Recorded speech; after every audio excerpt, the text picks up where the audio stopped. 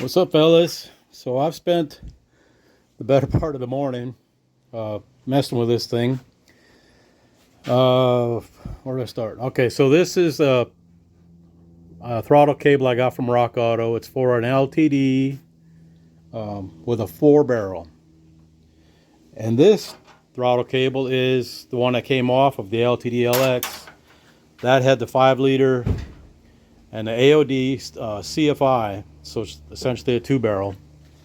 And the difference is the pivot for the lever for the throttle on a 4-barrel is going to be sitting a little farther forward than it would for like a 2-barrel. So what they sell is one of these. It's got a lot of adjustment back here, which is good because when I tried to put this on my homemade throttle cable bracket, it didn't work. Because by the time I got it adjusted, there was just not enough travel left to actuate the throttle to get it to wide open throttle. This cable is yet another one. It is for a V6 LTD. I think it probably came off that wagon I had. So I hadn't tried it in here yet. It's got the right throw, the right mounting here, but I think because the V6s are set back in the chassis a little more, I might not have enough room to get to the firewall. So what I've got on here is the throttle cable for an EFI application, and that's got everything works on it except for I got this huge loop. If I run the air pan, that kind of gets tucked down there, but because this is right there, and because I got the 1 3/4 spacer, if I want to run the air pan, I got to run this, and this won't work because it's hitting right here on that. So then I looked at this thing. This is a Summit throttle cable bracket, and printed it out, did some measuring, did a little ciphering. So this is going to be, this part back here where this bracket mounts to is going to sticks back here about another inch, and that would give it room where it would clear that that that air pan base, that drop base. Before, when I had the flat base that didn't have a drop on it, it was fine, but then I only had a 1-inch spacer underneath it. So what I'm thinking I could do is take this off, make another one that puts it further back, and then I can use the new throttle cable, and then I just have to get it adjusted right, and I want to get it back far enough so that I can clear this thing. So I thought about buying one of them, but they're pretty fancy, and it's like $70. So I'm going to pass. I'll make my own. I'll make do with what I got. I'll try to just make this part. This part's the only part that got to be modified. And I might be able to just spin it around 180 and re-drill a hole and see how that works out. So that's kind of what we're looking at. I know it's probably more information than you ever thought you'd want to know about throttle cables, but and this, you'll notice that's metric. It's 100 centimeters on the picture between the holes. It's 144 centimeters in real life, so I multiplied this to that by 1.44 and got 83. So that's how I determined that this comes back here about another inch. Metric stuff's just way easier. It just makes sense. It's all based in tens. You ain't got to do any kind of stuff like, well, this is 3/32 or 6/64, whatever. So that's why I do it. That's where I'm at on that. I was kind of wrapping that up, and this is what I did the other night. I started on here. I'll put a whole bunch of holes in here. It ain't gonna make it, but maybe if I get enough holes in there, I get a pound out of it, because these aren't terribly heavy. Those things. The metal's thin, so but having the dimple maker helps because it does add a little more rigidity to it, because right now you can push on it and do that business. And I thought, you know, I had cut before. I'd cut this out to get the when I initially cut the door bars out. If I'd have cut here on the inside of that line where the door panel mounts, you know, then I could probably just cut this whole part out. But I want to be able to keep the door panel mounted to the door good. So that's why I'm leaving that in. I'm just going to put a bunch of holes in it and get this figured out. So that's where I'm at. You'll get to see the finished result of that too once I get her done. All right, appreciate y'all. We'll see you in the next clip. What's up, fellas? So welcome back to this, whatever it is. I'm just going to do a real quick thing tonight to add on to the one I did last week, and kind of get this posted up online, because it's been, I think the first one's about 5 minutes, and then this should probably be about 2 or 3 minutes, and then I'll just get it online. You can see where I'm at and what I've been doing. First thing here, this is the door hinge plate. Goes on the inside of at the bottom of the A-pillar.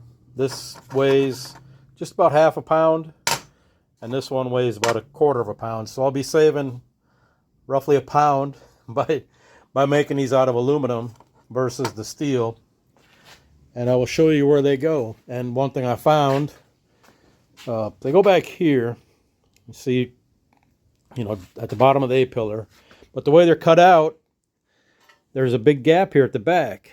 And when the hinge sits on there about like so,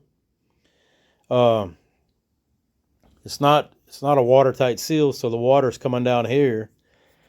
And I noticed, like, McNuggles' car, and it's kind of a thing to look for on Fox bodies, is, you know, starting to rust in here in this area. If you can look in here, hopefully it shows that there's like 3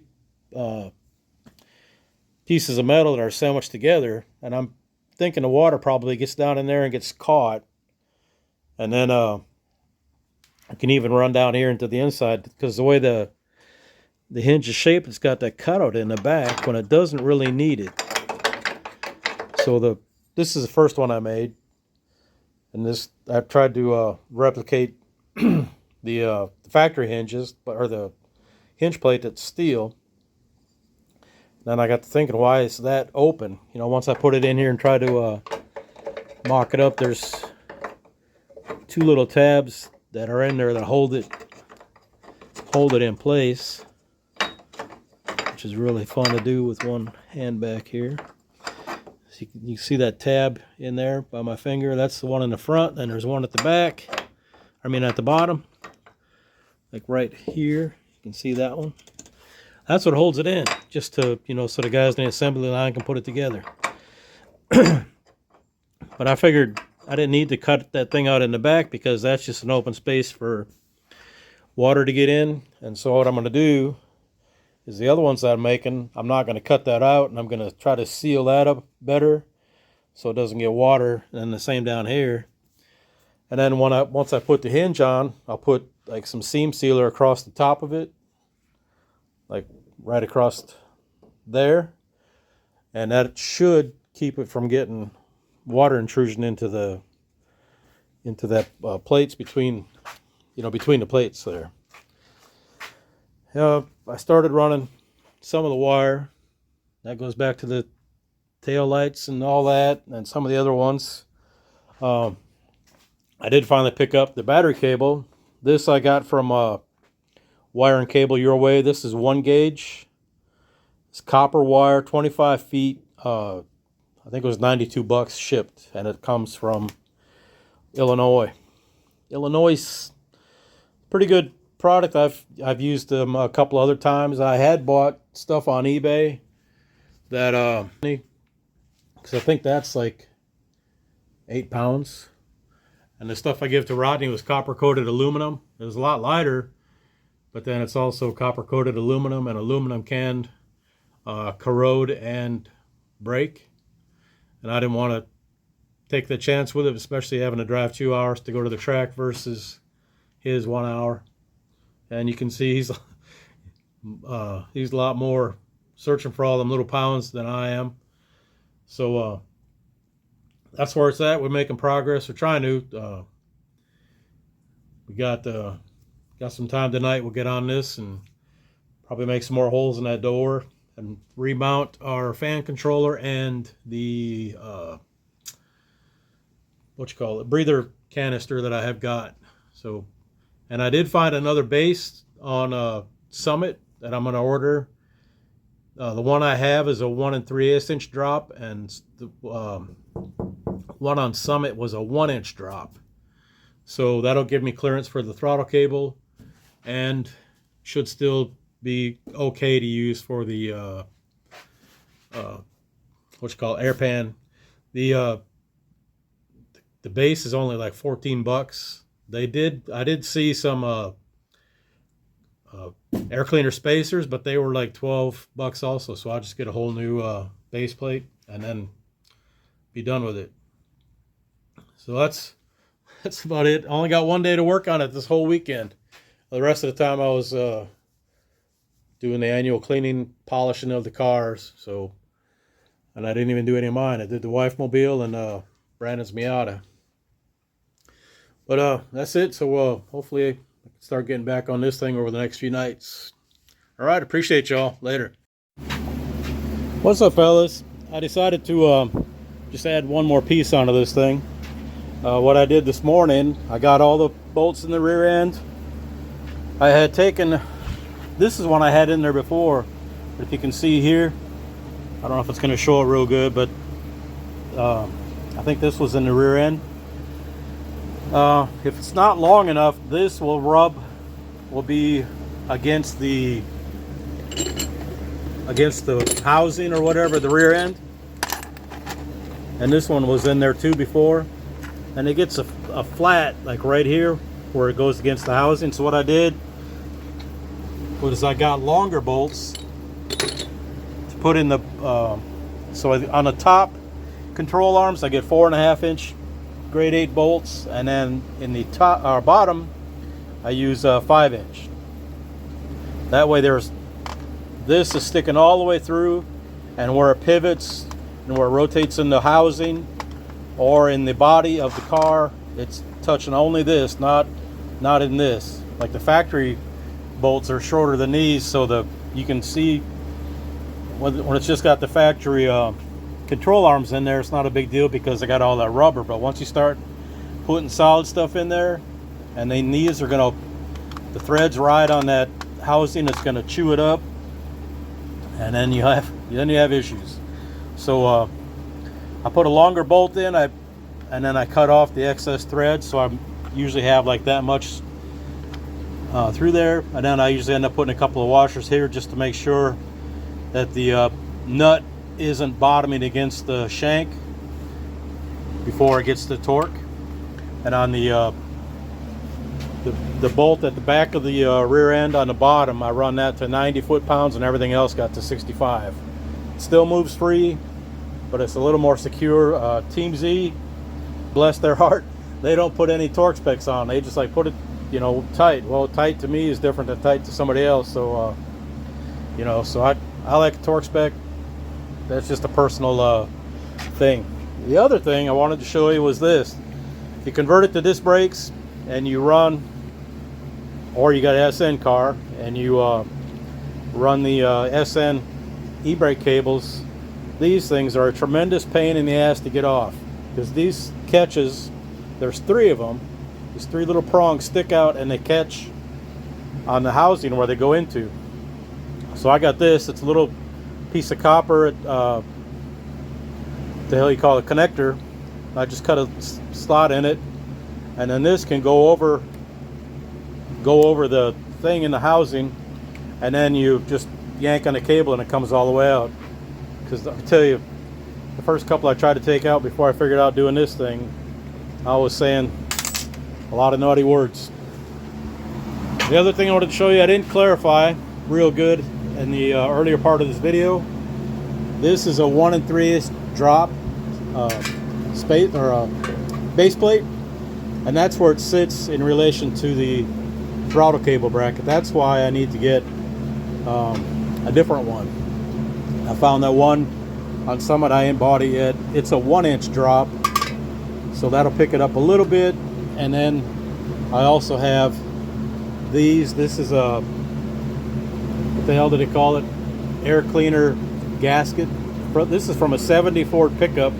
Got it in O'Reilly's. It's an 1/8 inch thick, so I could stack a couple of them up if I needed to and put that on. With a 1-inch, it'll be better. The old one that I was using is over there. That's a 3/8 rise, and with a 1-inch spacer, it worked out just right. So now I'm trying to finesse something where I got a 1 3/4 spacer, so I need to be able to use the air pan and have room for my throttle cable.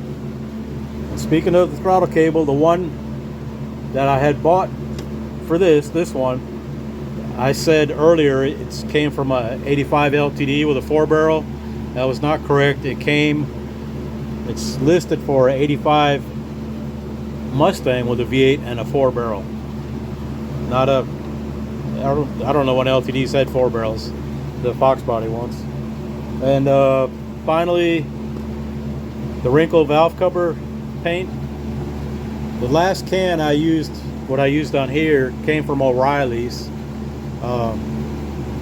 It's a VHT. It cost $8 and it works okay, but you got to get it out in the sun. It's got to be hot.